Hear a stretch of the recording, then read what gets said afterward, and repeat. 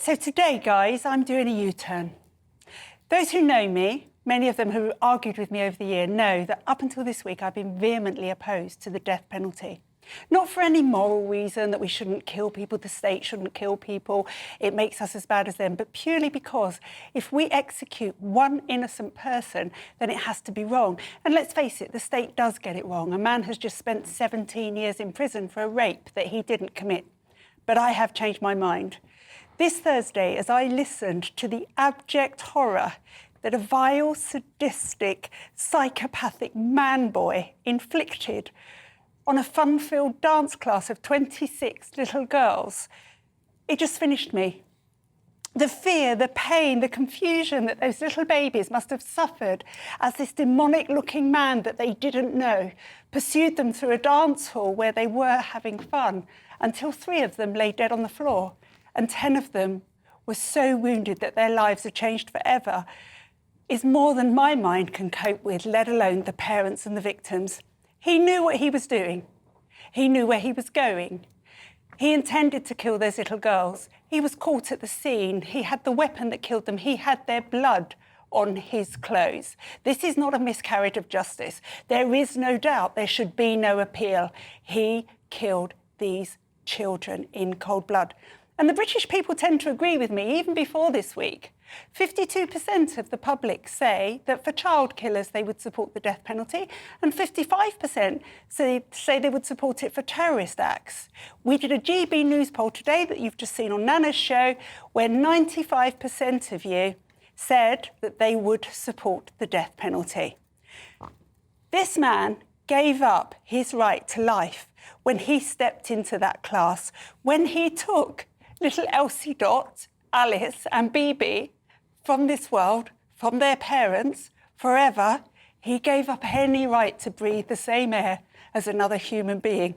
It's going to cost at least £3 million to keep him in prison and keep him safe in prison. I say, kill him and give that money to the victims for the support that they will inevitably need to navigate their way through this world without their babies by their side, and with the wounds that he inflicted that will follow them for the rest of their lives. There's no other course of action for this man. Well said. Very well said. Can I ask, what were your reasons for being opposed to capital punishment in the past? It really was on the basis of miscarriages of justice. I really did just feel that if we got it wrong, we can't kill innocent people. This man is not innocent. No. There's no doubt. So in exceptional cases where there is no doubt, I've changed my mind. And how do you think actually the opponents of it actually managed to square their support for assisted dying, for example, but then their opposition to capital punishment? Yes, it's bizarre, isn't it? It really is bizarre that you could support one and not the other, almost like because one is a choice, that the other one isn't, we're doing it to them. But my argument, as you know, against assisted dying is that I don't believe it will always be a choice. It will be coercion. And that, again, is wrong. If one innocent elderly person dies who doesn't want to, that's wrong. So that's why I say in this case, there's no doubt. I think there's certain cases where the evidence is just so obvious and clear, as you pointed out in your monologue, that surely the only correct action can be the death penalty. I mean, seeing all the reporters who were in that room, watching them deliver it on air, most of them are very emotional, from GB News as well, very, very good reporting. You just think, Christ, like, we cannot let this man breathe there. And what I'm so angry about is that he will be up to get out in 52 years. I know it sounds like a long time, but he will be young enough to breathe air. That's such a valid point, because in 52 years, the people that sit on that parole board may not be alive today. They may not live through what we've just lived through, the detail. But those children who escaped will. Exactly. Those children who escaped will. And then the fact that Keir Starmer won't look back retrospectively and change the law and say, well, actually, he's 18 now. He should serve full life, never stepping free ever again. Well, the court and the Prime Minister have both said that is very unlikely. Yeah. That's the language they've used. So why is that not enough, do you think? Because what's the point of keeping this man alive? And to be clear, I absolutely agree with you. I think sometimes punishment is about retribution. I don't think it's always about, punishment and rehabilitation. Sometimes it's Well, I don't think you can rehabilitate someone like that. No. I really don't. So I remain opposed to the death penalty, despite the fact that every fibre of my being wants to see this man suffer and hang. There are the principled arguments, of course, and Renee even alluded to some of those before, in her introduction. But to add a couple of practical points for why I actually still think the death penalty is a more appropriate punishment, the first is I think this man will go through more immense suffering and pain as someone who killed 3 children in prison than he would if he was just going to be killed. I think, if anything, this is a far more severe punishment. Yeah, I do agree with that. And the other thing I would say is it's more expensive to put someone to death in the United States than it is to keep them in jail for the rest of their lives. And I imagine that would be replicated in the Well, I tell you what, so Will. that argument doesn't actually I stand. tell you what, Will. I will personally, out of my taxes, pay for the rope. Sure. Us blokes hate talking about a little thinning up top, and many of us settle with that balding look, but that wasn't for me, and that's why I went to Elite Hair, the world's leading hair loss clinic, and now I've had over 4,000 new hairs added to this barnet, and very soon I'm going to be rocking some brand new flowing locks, and you can too. So how does it work? Step 1, I sent the team a set of photos of my head.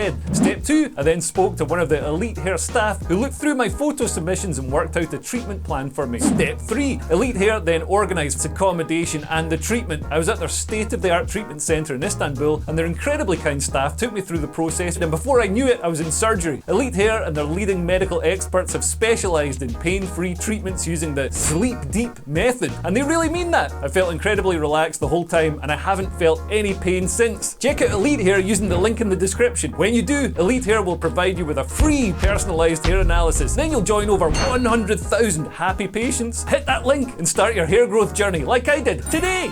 Sure, if that's your view, fine, but the argument around it is cheaper to put them to death straight away does not actually hold. That's only because of 20 years of appeals. Exactly this man right. should have no appeal because there is no miscarriage here. I understand that this is such an emotional time. You still need to have due process and the rule of law and all that sort of stuff. In prison, Will, what I cannot square is that, and there are people on this panel that obviously have children, he will be safer in prison behind bars than one, any other prisoner, but two, than most of the British public. Yeah, I don't think you should have any particular protections in prison. And I think he should never be released. I'm absolutely in agreement with that. The thing is, if our prisons were like gulags, then I might agree. Yeah. But they're not. Our prisoners have TVs and Game Boys. And he's going to get education and fed 3 times a day. Assuming he's ever around the general prison population, he will be getting a baseball bat with barbed wire kind of thing. This is not going to be a pleasant experience for him. Kai?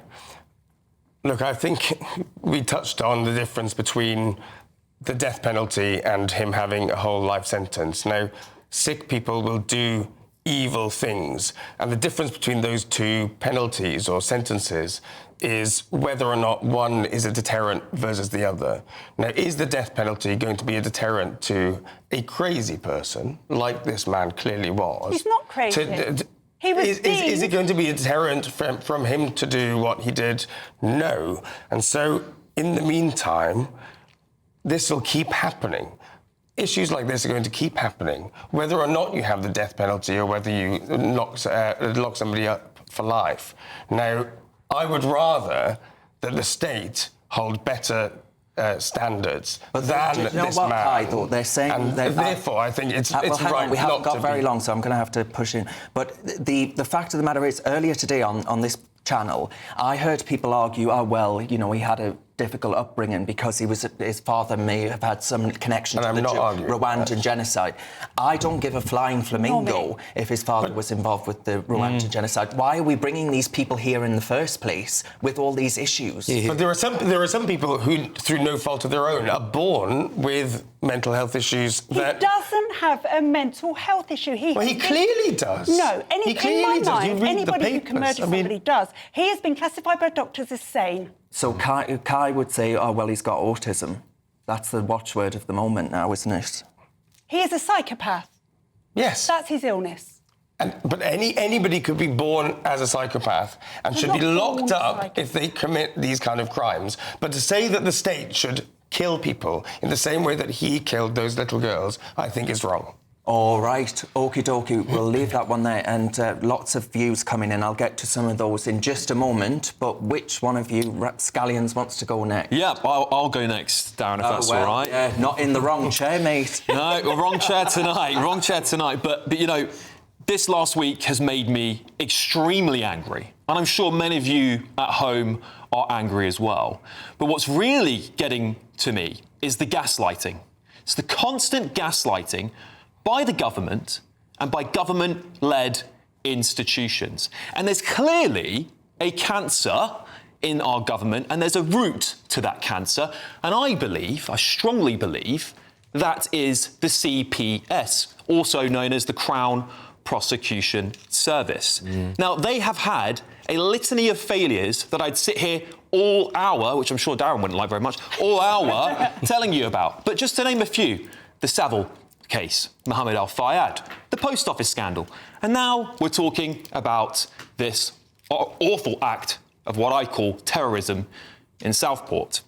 Now, the police in Merseyside have, of course, come out with a little bit of a fight this week because they claimed that the CPS gagged them from releasing what I would call crucial public information about Radu Bakana during and after that awful massacre.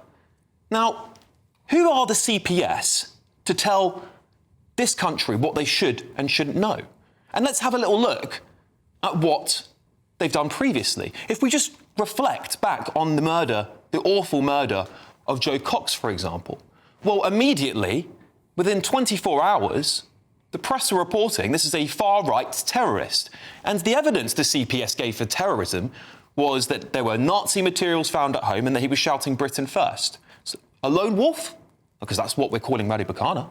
We look at him, well, we've got him stating that he wants a white genocide. The ricin found in his room, the jihadi materials, and the attempt for him to go and commit a massacre at school that was stopped by his father. That, to me, screams terrorism. And I'm sure most of you at home probably agree. But the CPS and the courts don't agree on that. They think this was a lone wolf, the Amazon killer, they've dubbed him. They're blaming everybody but their own failure.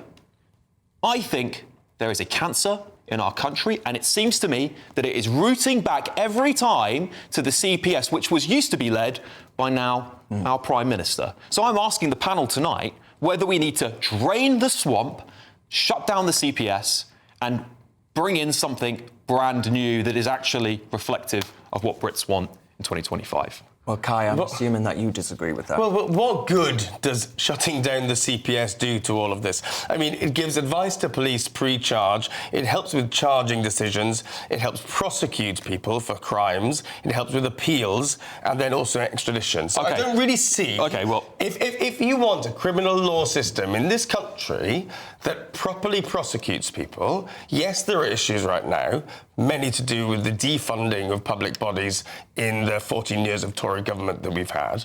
But if you want a properly functioning criminal justice system in this country, you're saying defund the central body. Oh, I'm saying get rid of it entirely. Prosecutions against the criminals that we just talked about. Let me just address some of your points, Kai. Let me address some of your points. You're saying that 14 years, of course, this, of the Tories. Jimmy Savile case was before. That was before the Tories. The Mohammed Al-Fayed case was before the Tories were in government. The grooming gangs have been going on before. The CPS's failures go back decades. Decades. It's not just 10 years. That's why your argument is so tenuous, because you're relying on decades-old crimes to the grooming gangs are now. The Radu Bakana case is now. The Radu Bakana case is now. The grooming gang scandal is happening now. And last year alone, Sir Keir Starmer's reforms were slammed by an independent body, saying there's still victim shaming, there's still rape blaming. I'm also going to add to this, Kai, that the problem with every institution in this country, including the CPS, is every time you add another layer, which is what the CPS is, we've got it in the NHS, another layer and another layer, you actually just create a more expensive behemoth of an industry, but actually many, many more gaps through which the people who pay for it fall. Who's in charge? Who's in charge? Every institution. Are the lawyers running our country now? Yes. Left-wing lawyers run. It's not a democracy anymore. I actually think it goes back to the Human Rights Act, the ECHR, the Equality Act. All of these things mean that actually people are turning a blind eye to certain crimes if they're committed by people with certain skin colours than they do the other way around. The Keir Starmer saying that the CPS said he couldn't do it because he'd be prejudiced. He couldn't release the information about him being a terrorist. However, they did it for these other cases. I agree with everything you've said, but I think the CPS is just one block in a much bigger problem. Of course it is. Yeah, of course it is. It has a particular worldview, and when atrocities occur that challenge that worldview, they obfuscate. But you know what the thing is that really infuriates me is the way that Starmer has chosen to obfuscate is to pick the things that he has particular issues with, social media and tech oligarchs. And he said, well, they must be the problems that have led to this atrocity. And that I find morally reprehensible. Of course, Starmer would deny that and say, you're wrong. How has Amazon or how has social media got anything to do with this tragedy? It just that was a cop-out. It was a complete cop-out. It is the gaslighting. For the cover-up. Yeah, it's the gaslighting that Alex mentioned. But you're right, every single one of these institutions has similarly been infected with DEI. Yes. And once there's DEI, nothing... And can I just say... Like Paul, who's a member, says the problem with the CPS is DEI. Every single DEI role should be made redundant. I couldn't agree more. We need a Trump. We do. I mean, look, I feel so angry about this because it's so obvious to every British person this is a terrorist attack. It's caused terror. It's the bare minimum. And when they're calling him a lone wolf now, saying they need to find new ways to tackle these sorts of things. Well, what was Joe Cox's murderer then? Was he a lone wolf? the Manchester bomber? Yes, exactly. So look, listen, it feels to me that the CPS have had some sort of hostile takeover. The police are being gagged by them. The Prime Minister's being gagged by them. Who else is being gagged by the CPS who clearly can't do their jobs properly? The problem, the only takeover of the CPS has been by the fact that we don't pay criminal lawyers in this country well enough. If we want a CPS that functions, and by the way, this is just so classic, shut down the CPS as if that's an answer. No, let's actually identify what the problems are. The problems are we don't pay criminal lawyers enough in this country. If we do that, then we'll have a functioning CPS. I know, That's the answer, not shutting it down. Another one. Honestly, right. Of course, the CPS and, actually, it was the CPS decision say that it wasn't terrorism. I'll let everyone else at home make up their minds on that.